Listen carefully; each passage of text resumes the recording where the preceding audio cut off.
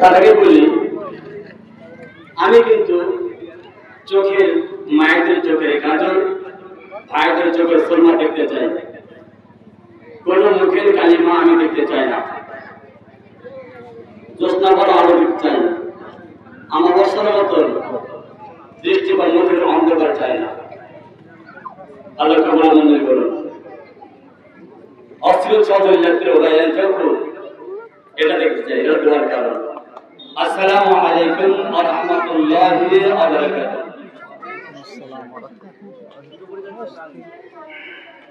সকলেই শান্ত মনে শ্রবণ করুন। এটা আমার ইমামতি জীবনের সন্ধ্যাকাল ও কৃতজ্ঞতার অশ্রু।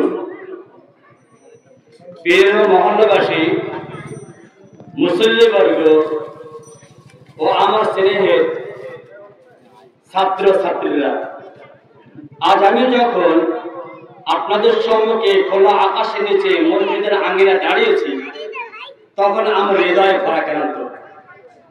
বহু বছর ধরে এই মসজিদের সাথে আপনাদের সাথে নামাজের কাতারে, আযানের সুরে, কোরআন তেলাওয়াতে আমার প্রতিটি দিন কেটেছে আল্লাহর রহমতে।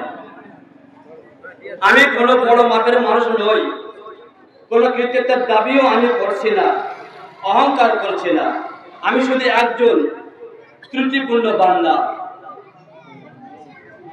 চেষ্টা করেছি আপনাদের নিয়ে আল্লাহ দরবারে জানাতে, আল্লাহর বাণী, নবীর হাদিস পৌঁছে দিতে, সেই সাথে ছাত্র ছাত্রীদের শিক্ষার প্রেরণা যোগাতে। যদি কখনো আমার আচরণে, কথায়, কাজে, সিদ্ধান্তে কারো মনে কষ্ট লেগে থেকে থাকে, আমি আন্তরিকভাবে ক্ষমা রাখছি। মসজিদে আজও আকাশ শুয়ে আছে,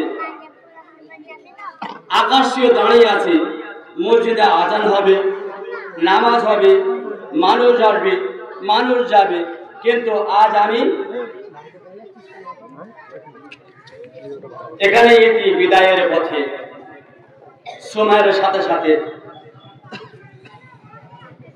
আল্লাহ আমাকে বৈদ্যপুর জায় মসজিদে কিছুদিনের জন্য সেবক হিসেবে বানিয়েছিলেন। এটা আমার জীবনের আল্লাহর তরফ থেকে পাওয়া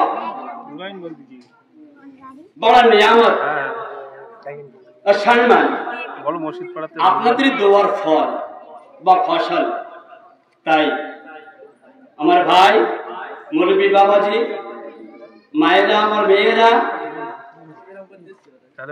ইমামতি এটা একটা বড় দায়িত্ব ও আমানত।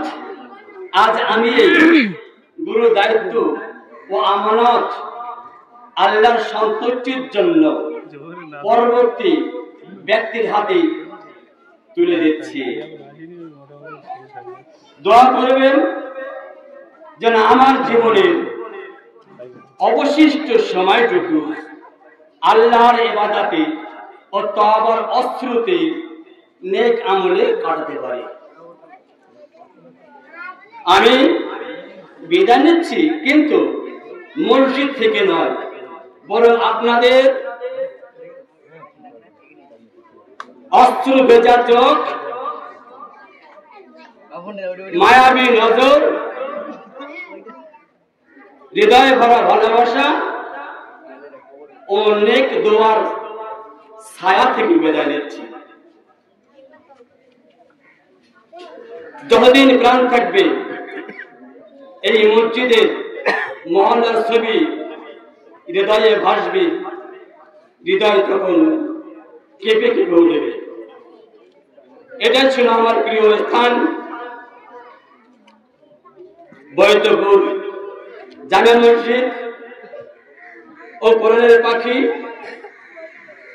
নাহারুল কোরআন, কোরআনের মাওয়াসি, কোরআনিয়া মাদ্রাসা, যেখানে আমি আমার আল্লাহর সামনে দাঁড়াতাম ও কোরআনি খেদমতে থাকতাম। আল্লাহ আমাদের সবাইকে মাফ করুন। আমাদের